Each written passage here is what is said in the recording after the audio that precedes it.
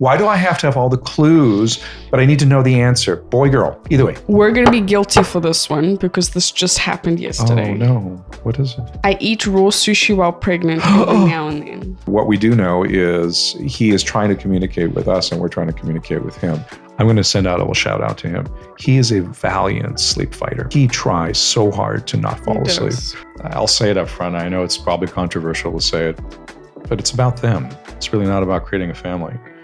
And if you want to be there with your partner about creating a family and starting this, you're not getting a possession by having a child. A child is not a thing. It's not like a doll you're bringing home.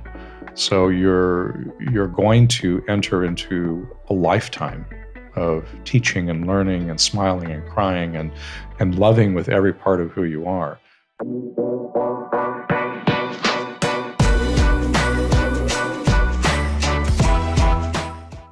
We are welcoming you to a spicy and hot and juicy episode. Hello, this is the Munch Corner. And I'm Omar, one of your hosts. And I am Savannah. No, you have to let me say it. Okay. My beautiful wife, Savannah. And I like hot and spicy, and we love it in our food, but I think there's a lot more to it than just that. Controversy is fun. So we're going to have a fun time with you guys today, talk about some things that may seem funny, but still cause controversy anyway. So it will be pregnancy and parenting hot takes. Yes. So basically, everyone parents differently. Everyone has a different opinion on everything. And obviously, we are only 14 months down the line of having our son and a little girl on the way. So we do qualify for having... We do qualify for having an educated opinion. There are obviously some things we're still going to be experiencing ourselves, as every single day is a big learning curve of being a parent. And we do appreciate it, love it, get challenged by it, and lose sleep over it, and everything else that parents go through. Yeah, I think the biggest thing is like give yourself grace as a parent. Because, oh my gosh, yes. I mean, I can think of a couple things just a few days ago that I've still learned. It's like, okay, I'll do that differently. Well, in honor of this, I selected our tea. You did select our tea. Yes. So now you have in honor of this particular episode. See, she's doing the thing where you check the smell. It's gonna be good. Or is it like a pumpkin type? Really? No, pumpkin? I don't know. Okay, so it's called, very appropriately, Passage. Passage, okay. Because we are in our new passage, obviously becoming parents. Okay. So I thought it was appropriate. It was a fun thing. So what's in it? So it's the August Tea Company, one of our favorites again.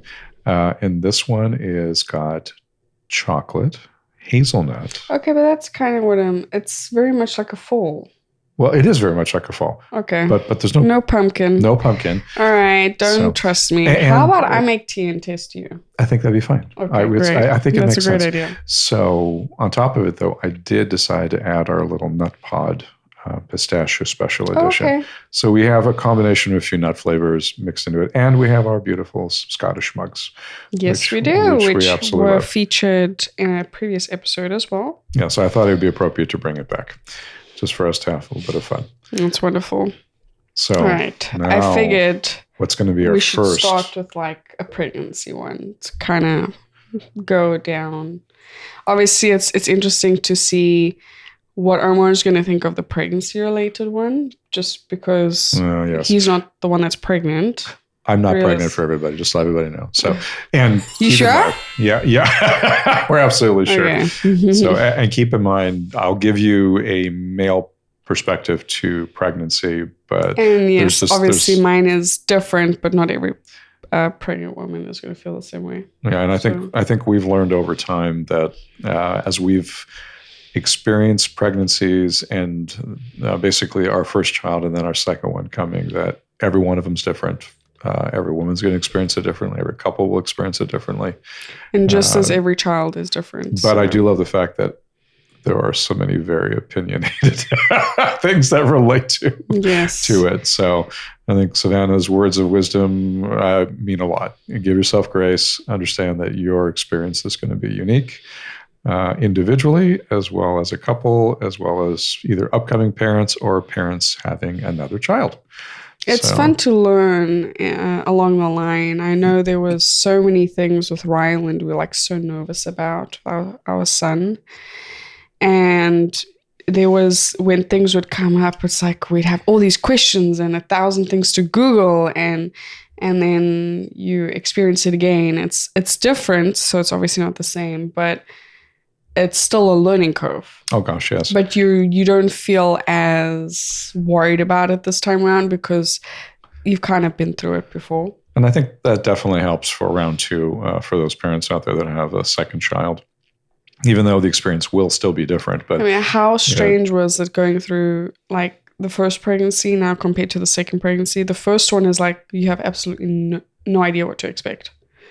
So everything that's happening is like so brand new, like the moving, the appointments, the anatomy scans. I mean, and then it's like, oh, what to expect when you go into labor and give birth. And then it happens the second time around, and we just got our hospital bags in the car. I think we are ready. So we've been so. I've been trying to get it ready for the past 2-3 weeks, but I've been so relaxed on actually finishing it up and getting it in the car, and we're like a week and a half. Yeah, and for the audience's sake, round 1 was not the same way. No, round 1 was like my app told me at 35 weeks I need to have my hospital bag in the car at 35 weeks, and it was prepared and planned. And there were so many things that were added that probably weren't as necessary. Other things that we would have done differently. Mm. I mean, I came fully prepared with, for example, from my side, like a change of clothing and everything else. It's like I never did anything of that.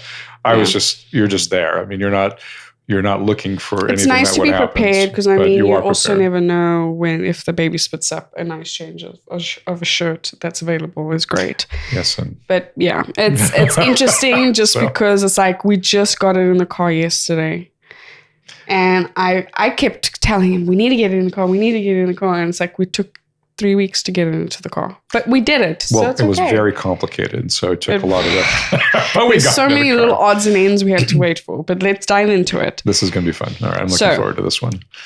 We're going to be guilty for this one because this just happened yesterday. Oh, no. What is it? I eat raw sushi while pregnant every now and then. You never told me. Well, it might help because I was actually there. You paid the bill. I paid the bill. Yes. And we have a favorite sushi place, so just let you know. So this is very much highlighted by you are not going to the grocery store and getting your sushi. No, so there's a few things I want to break down because I never touched a piece of raw fish with my son. I had a different doctor with my firstborn, so I was very much always knew or always heard you don't eat sushi when you're pregnant. Because there's things about, the high mercury in fish and things like that, and the chances of it being... And the high potential for like salmonella and other things too. So you could have a contaminated fish. Contaminated fish. Now, think about it. What's a high mercury fish? Swordfish. I never eat swordfish anyway. And there's a bunch of other fish as well. There are other ones out there. There are other ones out there. And then at the same time, I'm not going to a gas station and buying... a piece of sushi. You don't like grab it right out of the back area as a snack? And it's not a trusted source, right? But if you're going to a very reputable, trusted place where the fish is on display, they go to, very trusted farmers and things like, farmers, not farmers. I want to say. They're fisheries. Fisheries. There we go. Thank you. So, I mean, all these things I think tie into this. Which is the only time I eat fish, and I do this time around because my doctor is different with my second one, and she actually said, you know what, eating raw fish from a trusted source every now and then, so this means not every day, not every week, is okay. Yeah. So and also don't touch the high mercury fish because that's where it can lead to mercury poisoning and things like that for the baby. Yeah. So of course, the child is extremely sensitive in the womb, and I mean, still stays that way. And susceptible to so much more than what we are. But when we say high trusted source, it isn't like I said, your grocery store. We're not negating grocery store sushi if that's what you like. You just don't know who's packing it, how they're packing it. If you go to things like that. And we have an amazing, I'll throw a little plug out there, Sai Sushi. So if you're in Southern California, they're great. The owner, Sai, in this case, is very much a traditional Japanese chef that is trained for probably all of his life. I mean, I think he's 70 right now, and he's still doing this because he loves it, and it's an art form. So if you're able to find not a production kind of sushi place, we were joking about the grocery store because that's very different, but obviously there's a ton of different restaurants out there. But if you find somebody that believes in their craft, then with it comes the high quality fish. Now, an example would be a sushi place I used to go to that changed. They were honestly the same as Sai Sushi until management changed, the ownership changed, and all of a sudden you could see there's a desire to change the cut of the fish. The quality of the fish changed because it was cheaper. If you notice that you've never had a problem with the quality of the fish going there before, the fish is literally on display at the bar. You can see every single cut of fish that's there. And the one thing I will tell you, it doesn't taste like fish, like the fishy thing that you would imagine, or it doesn't smell like it either. It's so incredibly fresh. And the reason for it is, you don't smell fish when you walk in there. You know, they go hunting for these types of cuts because the quality is what drives it, because you actually are tasting it. So in this particular case, it's probably no different, and I'll make this a little controversial, than the idea of having not a fully cooked burger. You know, you still are having, to some extent, some raw meat in there.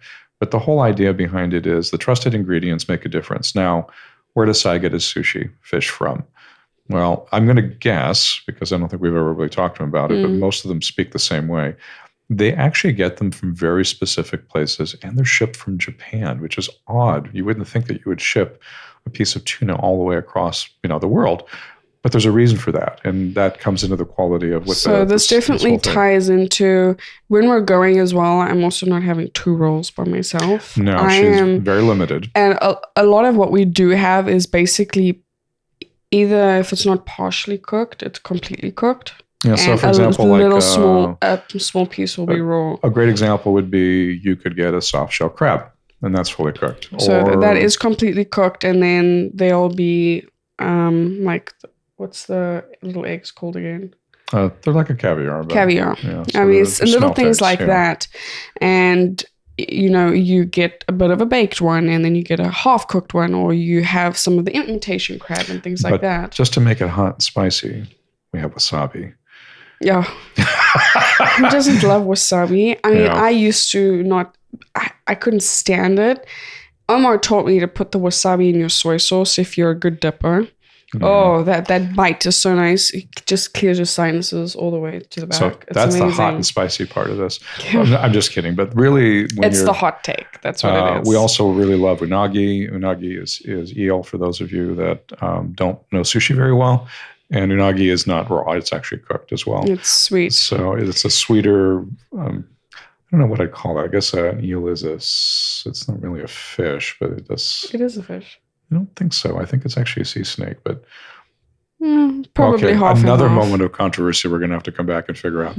However, that being the case, let's keep in mind, not sushi. Sushi is not for everyone. No, it is not. I know of a few people that's like, ugh, I hate sushi, and then some woman's like, oh, I can't wait for the end of my pregnancy because I can have sushi. But yeah, so that's exactly right. So one of the first, actually, literally, we looked at it statistically, the number one choice for a woman after she gives birth is, what's her first meal? Sushi. It's sushi, because there's this desire for, well, I think a little bit of it's been missing, but it's become so mainstream as a form of cuisine. And the Japanese, if you sort of look at their cuisine in general, it's actually pretty amazing. I mean, it's a great combination of vegetables and rice and everything else. Outside of it tasting so amazing, you have a generator packed in here.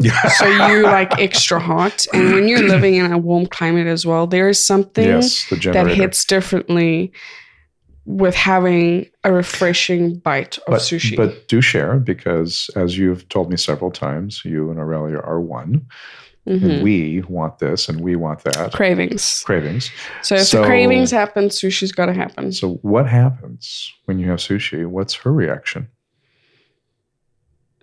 Well, she almost goes into like a food coma, honestly. She's like that relaxed and enjoying it. If I'm thinking back to just yesterday, because we did have sushi yesterday. Shh. I'm not pregnant, don't worry. Yeah, sure. We're only days really away. Nice. Don't think twice about it. So. She was actually really relaxed. It depends. Sometimes it's exciting. Sometimes it's so exciting. She just cannot contain it. So she's just sleeping. Moves around a lot. All right, but we don't want to hang too much on just one. So let's continue. I know this is really a very controversial one. So let's see what else we can do. All right. Baby gender reveal parties are cringy. Okay, so we didn't make that one up. That's somebody else that came up with that. We didn't make up any of these. These are things we found. So the choice of the gender. This is and how you do it are two different things. Now we've seen extremes. We just had a couple of friends that are expecting their daughter to do a gender reveal, and they did it in a very cute way. So what they did is they also have a son that's a couple years old, and what he did is he walked around with balloons. They were pink and blue balloons.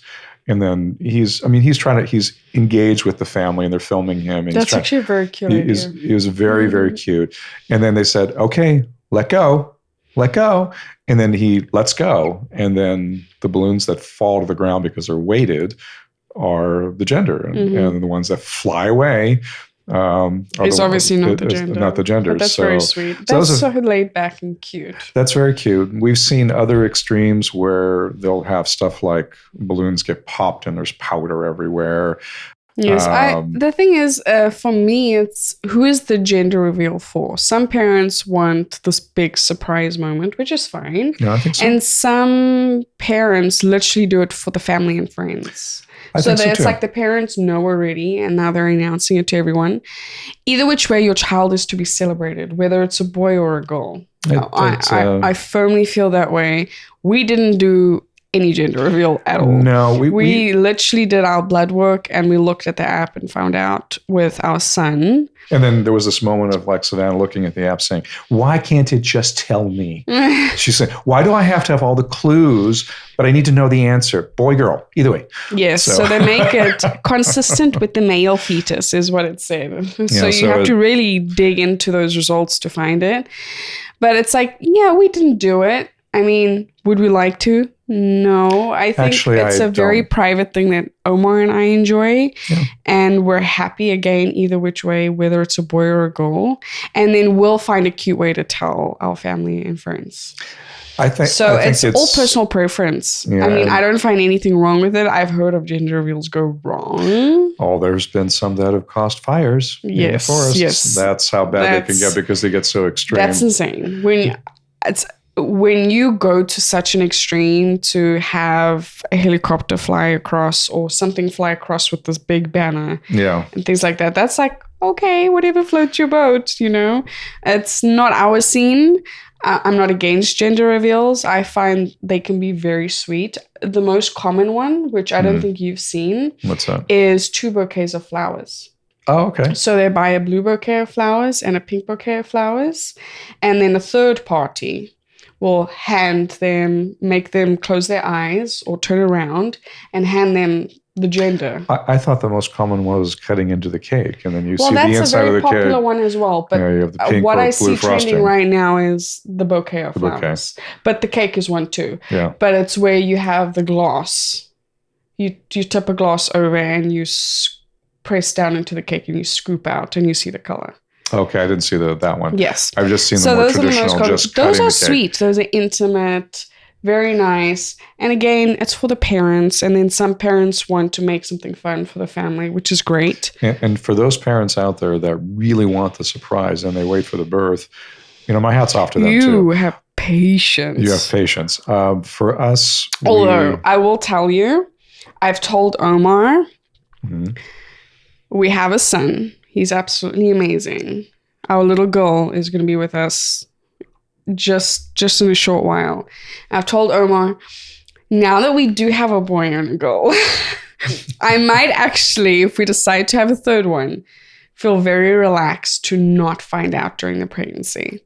And I'm not that And he's not that. So he's not on board with that one. However, in order to compromise, to make this work, I'm happy to get the results and hold on to them until our child is born. No, we share it. No. So it's in all fairness, this is in the works. Okay, we won't air it out, but but I think to me it's a beautiful part of the next stage. If you feel like you want to prepare your nesting in a room and decorate and everything else, and you may want to know the gender for that. That's great. If you don't and you want to make it a surprise, and everything becomes a little more neutral. And this is coming from a person who hasn't quite finished Ryland's room. Our little guy is like almost 14 months. And there's like just a few little things. I finally had to get some help to do that. You're constantly working on a child's room. There's a new idea, and we weren't planning on changing out his rug either, so changing things out. But anyway, we don't need to drag it out. These are things we learn, but these are things we learn in the process, and I just find it there is a connecting to your baby a little bit more when you do know if they're a boy or a girl, just because you can really kind of start picturing life. With them a little bit differently. Because, yes, a dad is disconnected in the sense of he's not feeling the baby as a mom is. So for a dad, I can see why you'd want to know, because that's the imaginative part is what you can do, whereas my connection is directly with the baby. Yeah, and just for everybody to know, Ryland has got very cute little hands, and there's a little finger there on his hand that I'm wrapped around. And yes, on the other side, we're all wrapped around. Savannah has a little finger of her own that she's wrapped around. Yes. And I know that when our daughter gets here, I'm going to equally be wrapped around a tiny, tiny little finger, and I'm going to love it. It's amazing on how... Just when you think you couldn't love this little human being more, their personality comes up more and more and more. And then he gets little quirks. Like right now, when he wants something, the hand comes up. The hand comes up, but it's like it's this. It's not this. He doesn't do the pouting, though. She did the pouting. No, she I did the pouting. So he does have his facial expressions, and very much yes, there's something Savannah. very special about knowing if you're expecting a boy or a girl. Some people manage to wait till birth, which I still find absolutely amazing that you can do that. There was a day and time where there was no alternative. Then you didn't have a choice. So I'm glad we actually do. So it's all right. really We're nice. going to dive right into a very big one. Oh, I thought that was big. It was very controversial, the gender reveal. Okay. We don't spank our kids. Oh, that is very big. Yes, that is very big. So coming from parents that did spank, and not that I found anything wrong with it then, we do not spank our children. We don't believe in spanking our children. Yeah, this is controversial because every culture and every individual has. It's a generational thing too. It can be, but it's also, I would say, it's less generational and more cultural. And I don't mean cultural as in like different countries, even though different countries will think of it differently. I think it's also cultural, even let's say within the United States. Depending on where you're from, you will have different forms of different things. Discipline is very important with children, so we're not going to ever tell you that we don't believe that. Doubt. And that's part of, and this is actually fascinating. The discipline piece creates a structure that they need to have in order to grow. It's like a foundation part. It's like a cause and effect. Yeah. So if a child does something wrong, or what you consider wrong, to make them understand that actions have consequences, you need to have a form of discipline that follows. So I'll give an example because we're sitting in this right now. Uh-oh. What are we seeing? Ryland is at a stage where he's flailing and hitting. Oh my gosh, really? Yeah. Yeah, no, he is. So, and he doesn't mean anything bad about it. He's learning coordination. He doesn't understand. He also has kicking phase too. Right? Yes. That's the same thing. Yeah, we got over that as well. So, we get to the point where it's like, I'm not going to flail and kick him back. You know what I mean? So it's not about tit for tat, basically, is the saying. No. That you do, I do, and I'll show you that it's wrong and don't do it again. But basically, by spanking him or by disciplining him in a physical manner, we're not working through the emotional side of him understanding why it was wrong. By you just simply spanking a child and saying, don't do it again, is telling them, so if I do something that it does not align with what my parents want or goes against the rules, by being spanked, that's all that's going to happen to me. And you don't allow them to process why it was wrong. You need to sit down, you need to explain, but at the same time, there needs to be a consequence. So in this case, a consequence would be if our son is flailing and hitting me, and if by correcting him and showing him, this is how we are gentle, this is how we rub, hug mommy instead, and then we don't do, the flailing. And if he still continues, I give him a moment and I put him down, because there's this overstimulation going on, because it's almost like he's overwhelmed with what's going on. He doesn't know what to do. So it's almost like a reset. I'm not putting him in the corner to go and sulk and cry and scream. I'm simply putting him down, and I will show him again, we're going to be gentle. So if you want to be held and you want to be picked up again, this is how we're going to handle it. So this is a challenge. And it's hard because he cannot talk. He doesn't understand. He's almost 14 months old. Yeah, and Savannah brings up an excellent point. I mean, and this is something that all parents have to go through in their form of it. But I can tell you your level of understanding with your child changes very dramatically once you understand where they are developmentally. So a child that you can talk to is different than a child you can't talk to. And even when you think you can talk to a child, the way they process information is very different. It's so different. We would do things differently with our daughter because she's going to process it differently, I'm sure.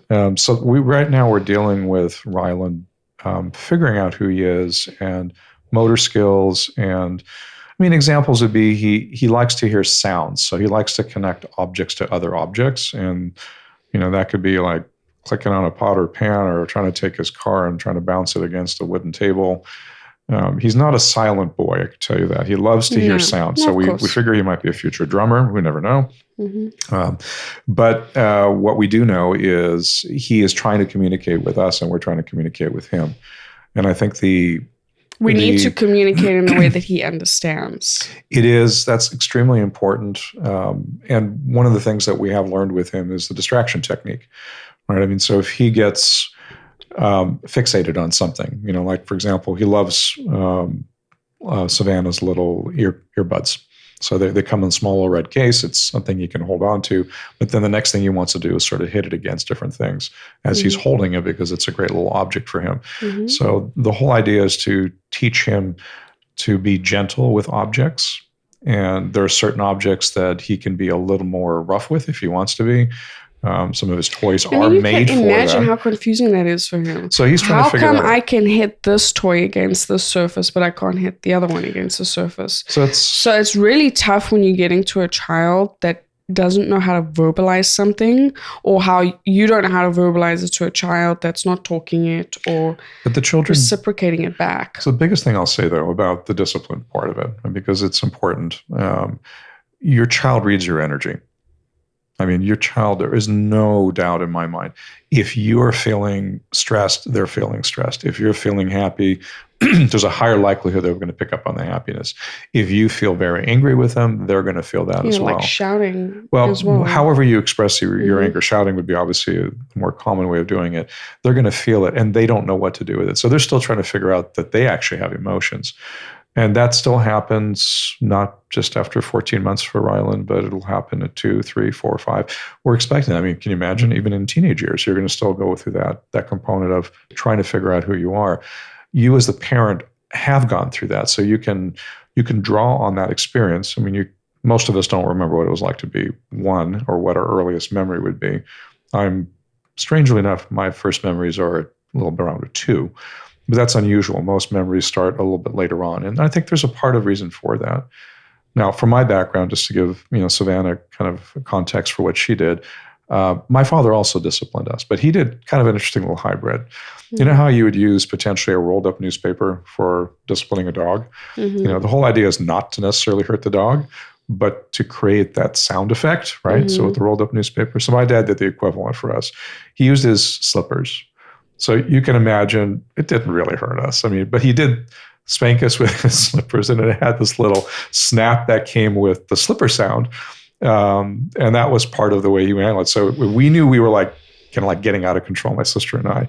He would come back and the slipper would be in his hand. Right? I mean, it was not a fearful thing, but it was like a realization, okay, we've kind of crossed a line here. We need to dial it back as kids. And so we always remember that fondly, not because there was... I don't think you were laughing in the moment, but... Oh, no, in the moment, no. We definitely had the moment of fear with my dad. Exactly. So it is a bit of a fear factor. But I would say the biggest thing that we did with that, with my dad, was not the fear of him or the slipper. It was we disappointed him. And I think that was the biggest thing that And again, it ties back into the emotional connection you need to have of, why is this happening?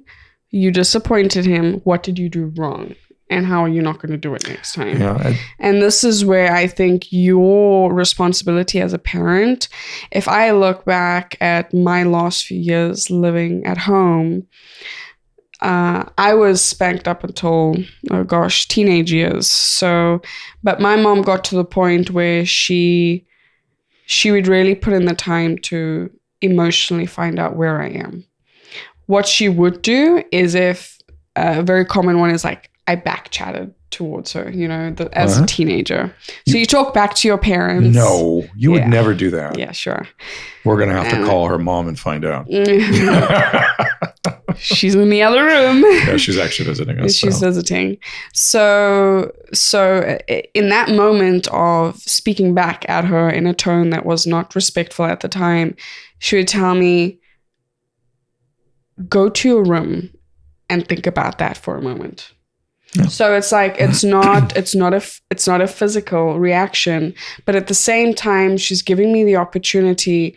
And I hate disappointing my parents. So that's sat very heavy for me to wait in that time, in the weight of what I did sitting on my shoulders. I was a very sensitive child. I'm a very sensitive person in general, because I felt her disappointment. So for me to get the opportunity to be in a safe space, which was my room, and kind of think of what I did, she would kind of check in on me later, or I would go to her eventually, kind of once we're both just in a good place. And I respect her a lot for that, because I can imagine how difficult it is in that moment. When you're dealing with a bit of a younger child, it's very different, because if you're sending a child over to a corner or spanking them for something, it's like they're not registering or remembering when that large amount of time. Yeah, and Savannah brings up a good point. So remember, their attention span and horizon is very, very short right now. It changes, as a 14-month-old. obviously. Yeah, as they get older, obviously that's going to change. So you adjust how you handle the structuring that you're doing. You're adjusting all the time. You're changing, especially now. I'm pretty sure we'll find out with our daughter. She's going to be different. So it goes the exact same way, I think, with if you're doing sleep training with your child. You just handle it differently. And no, we do not spank. We don't believe in spanking. So that's kind of our hot take. There is a way. I don't, and I'm going to have people coming at me for this, which is okay, but I'm going to say it anyway. I feel like it's the easy way out to spank. You know what? I'll take a small take on that one. With all parents out there, we can tell you that from our experience, and it's not the only one. Remember how we made the comment to you guys a long time ago about when you enter into parenthood and you see another parent with a child of a similar age, and there's this kind of nod that you have as you go by. It's because they understand as much as you understand what it's like to go through this process, this incredible process, this wonderful process, there's so much that comes with it. But what I will tell you is, if you are sleep deprived and you're on edge because life happens. It's tough. Life happens in a lot of ways. I mean, life happens in places where, you have to share roles, between, fathers and moms. And sometimes if you're a single parent, it's even harder. I mean, so you have all these things that come in. So in the moment, the simple answer is You react. To blow up and react. Okay, I do agree with you on that. So I'll backtrack a little bit and say there's been moments where you'll think again of what you did, but if that's your norm, if your norm is resorting to spanking, it's different. It is, but I think the challenge that I think parents will face, especially if they come from a background in which that did occur, and it's sort of like normalized because that's what they grew up with. So oftentimes you sort of carry that forward. You don't have to. I mean, we're not saying that that's the case. A lot of parents may take something from their childhood and say, I will do things differently. But if this is normalized for you and you've reached that exhaustion point, because they will take you there. I mean, as much as we love Ryland to pieces, he can exhaust us. This is where I think you're going to find relying on your partner to help in this particular case. But I did like the advice we had seen once on that video, which was take a moment. And it was like counting till 3, the long 3, not like 1, 2, 3. It's really so when your child does something, and I took this to heart because obviously I'm pregnant as well. So raising Ryland has been a little bit more difficult because my level of patience is much lower just because of the hormones and, carrying another baby that's going crazy down there. That when your child does something, and in this case, does something wrong, our automatic reaction is to just react on a whim without even thinking. The tactic to kind of help yourself recheck yourself and regulate is count to 3. Now, you can decide to not literally count to 3 in your head, but take 3 breaths. Yeah. And what that does is it helps reset you. You reset you. So because it's like, can be so hard working with a little child that's going insane and you're repeating yourself and you're trying to show them and they're not understanding. So it can be frustrating. So on top of, trying to be so patient, you're frustrated, you're irritated. I mean, you name every single emotion that you're going through right now, but it is your responsibility to check back in, give yourself a few seconds, and then react. So they do something, you wait 3 seconds, and then you react. Because then it's almost like you've gathered your thoughts in that amount of time, and now you can move forward appropriately the way that you would in a clear head. The other piece of advice that I can tell you that we studied this so much because we were attempting to be as ready as possible. One thing I also liked was the idea that so sometimes like Ryland and children, he's not unique to this, are unconsolable. I mean, they get to a point where they are so much in their own little head with whatever's going on. It's teething pain. It's they're upset over a toy being taken away, whatever it might be. And mind you, we're not like taking toys away, but he wants to get to like electrical cords. And that's like a no, we're not, you don't get to touch that. But then he'll get upset because he really wanted to get to electrical cords. You can take that moment, and I love this advice, if you need a moment. And this is where Savannah and I are not like 24/7 together. I'm working and she's the primary caregiver for the children. So she gets the brunt of the emotional upswings with him. To take that moment and say, I'm going to put Ryland, let's say, in his crib, and I'm going to take a moment. And that moment is not just 3 breaths. That moment could be 10 minutes. But so long as he's in a safe place and she needs that moment, being able to have presence of mind is, I think, what we're really saying. So have the presence of mind to give yourself a break and give yourself the grace that you need to for your own reset. And if you can do a reset in 3 breaths, you know what? I'm happy for you. If you need to take a reset in 10 minutes, then take the 10 minutes so long as your child's in a safe place. And I think that's one of the biggest things that we can say. So it's a difficult topic, but discipline to me, without the context we keep giving it, which is usually a punishment, discipline to me is a structure. And when you have a structure for your child, you have created a safe place for them. And that structure and discipline, and I'll give you a great example of this, is bedtime routine. Having Ryland's bedtime routine be the same at the same time, as much as we possibly can, obviously there's things that change, helps him have a disciplined structure. And he knows what to expect. He knows what to expect. And he's not thrown for a loop that, there's a wrench in the routine. What the heck am I supposed to do with this? So it throws him off. And then just to share sort of one of my experiences that I had to learn as a father was putting Ryland down.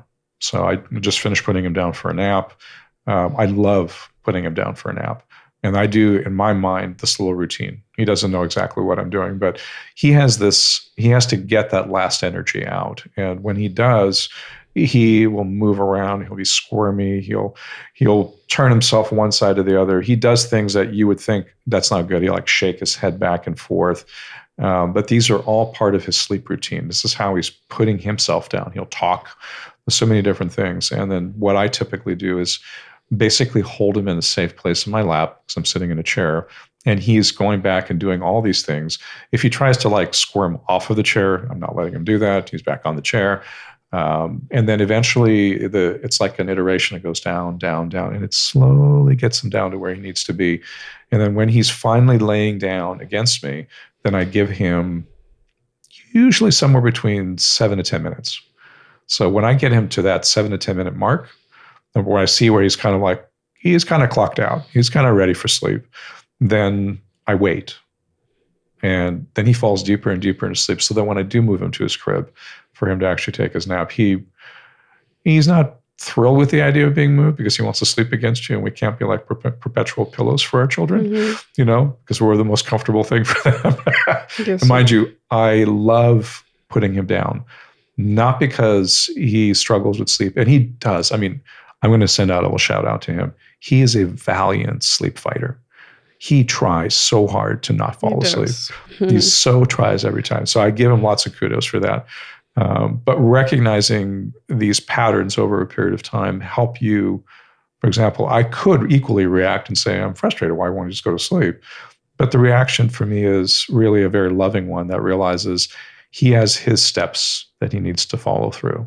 Now, one of these days, when he is a full adult and decides he wants to have hopefully a beautiful partner, I hope he doesn't flail around in his bed because he'll knock his partner around, and that won't be so good. But I mean, that's all being facetious, but it is a treasured moment, even though there are some struggles with it.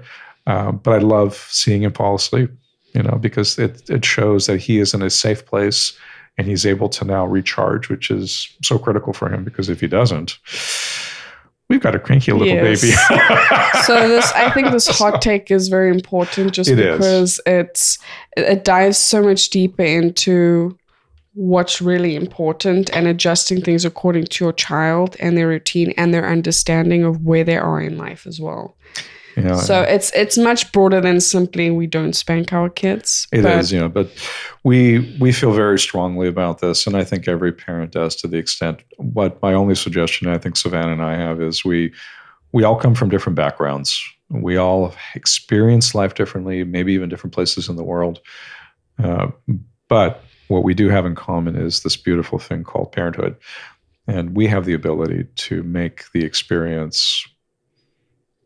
You're amazing. Really shaping and molding your child. Yeah. So I think it's so important. I'm not saying go sit and think so hard about it and pop your brain and brain cells. But did you say pop our brain? But you definitely learn along the way. Yes, and be open to that, because there's things that I was so set on like a week or two ago that today it's like I've already changed, or a few days ago or a few hours ago, because as I'm doing it, I'm realizing it's not working for him and it's not working for me and it doesn't align with what I want to do. So you pivot, you change, and that's okay. Just because, you're learning for your child and for yourself. Parenting is one of the very, very hardest things you could ever do.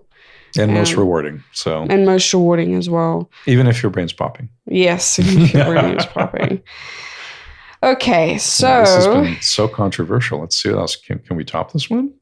We've got a few really good ones. All right. So I think push presents are ridiculous. I vote 100%. So Omar never knew what understood what that was until Savannah told me. So Omar never understood what a push present was until I explained it. So it's basically. Obviously, and what was my reaction when you explained it to me? You were shocked. It's like, why does something like this even exist? But then I use it as a joke now. Yes, he uses it as a joke. So basically, this is where a partner will go and gift their partner who just gave birth to their child a present as basically to say thank you for giving birth to our child. So I'm sorry. This one is hilarious to me. And okay, so I mean, for some people who really feel very, very strongly about it, I apologize, but I find it, I think just silly. It's silly because it's not like, it's like, are you paying her to deliver your child? In some way. All right, let me break this down differently, okay? Okay. There is a way as a partner who is watching your partner give birth, there's a way of really appreciating that moment and the feat of carrying the baby, birthing the baby, and you showing your love and respect as a way of basically giving a gift.